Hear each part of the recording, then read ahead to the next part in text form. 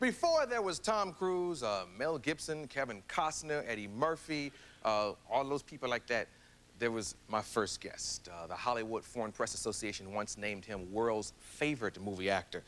And I'm thrilled to have him here tonight. Give it up, Tony Curtis.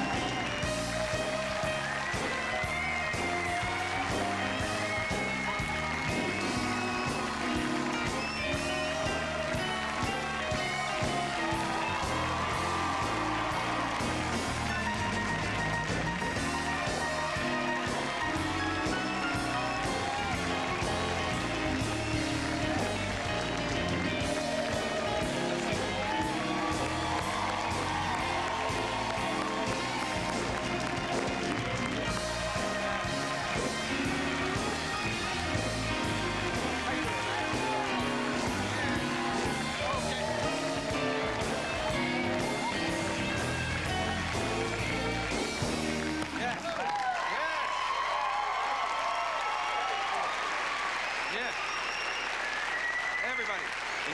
You saw our men and women up there? Yes, absolutely. Yes, absolutely. Pleasure to be with all of you tonight. Thank you so much. You're a nice man. I am? Yes, you're a nice man. I mean... Thanks. You're a nice man. You know, you don't even remember when I met you. I met you the year I came out here. I was standing in front of the Roxy Theater with my hat on backwards and no sleeves in my shirt. Really? Poor, hungry, but happy.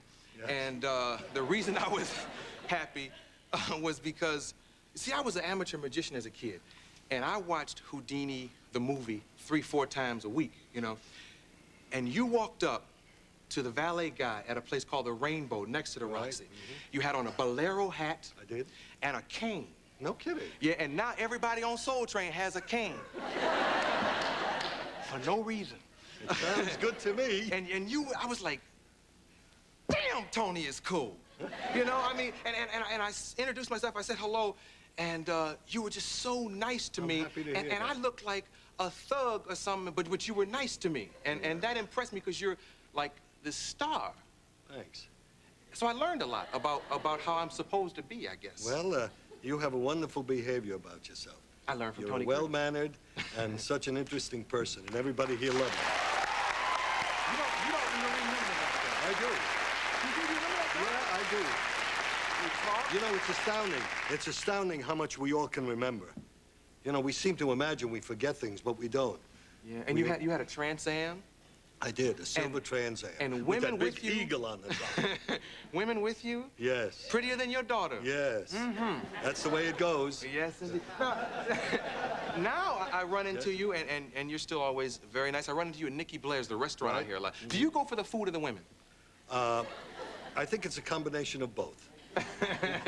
Do you like, what kind of women do you like? Young women, intelligent women? I like... bald women? I tell you, I enjoy the relationship of a woman with a lot of energy, interest, somewhat impetuous. You know, these are qualities that we all like. And I have a feeling that we get so staid and so into ourselves as time goes on. And you have to really struggle and work at yourself. You've got to let life be an impetuous experience, you know, impromptu in a sense. And that's what keeps you happy. That's what keeps me happy. Yeah. Now, and a good-looking woman keeps me happy. Yeah. I've seen you having dinner with good-looking women, but yes. You know, I mentioned the word younger. Yes, I do like women. a young woman. How about you? I actually like them older because you do? I like to learn something, you know. I see. I mean, dinner can be very expensive. It might as well be school. Now, why do you like younger women? Well, because I like to be the teacher.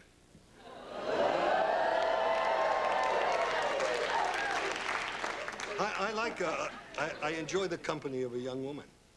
Yeah. They're, well, you can't categorize and you shouldn't put labels on people, you know. I don't like to do that.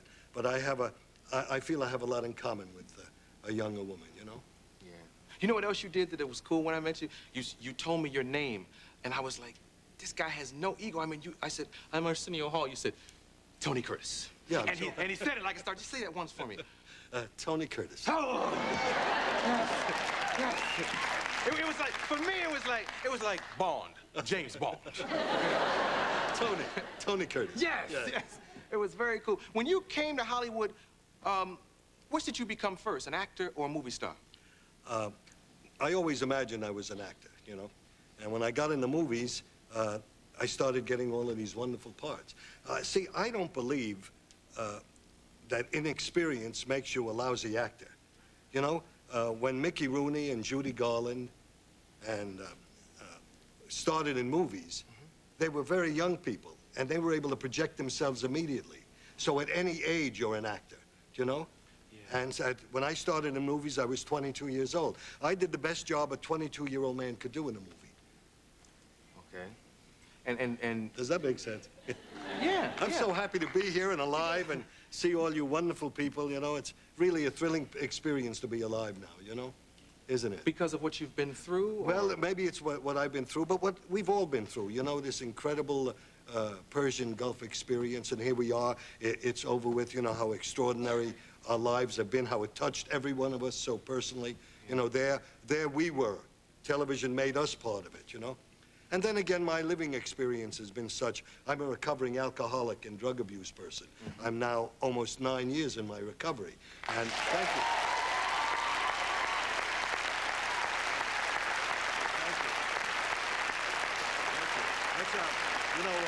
That's a major experience for all of us. There isn't anybody in this audience that isn't touched by it, either personally or they know someone like that. So it is a, you know, a universal problem for all of us. And to be able to recover, change your mental attitude, ARSENIO, think in another direction so that you become the program, you know? You become the bow of your ship. You put the emphasis on a different syllable, if you will. You know, you just, and so therefore then you're not tempted anymore. To try to become a recoverer just by willpower is not possible. You've got to think differently, you know? And your environment, do you have to change your friends? The environment, you've got to change your friends, you've got to change everything. It's a major job. But if you want to survive and enjoy this extraordinary living experience, well, then you've got to do something to help yourself. Yeah. Stand up and give me a hug. We'll be right back with Tony Curtis.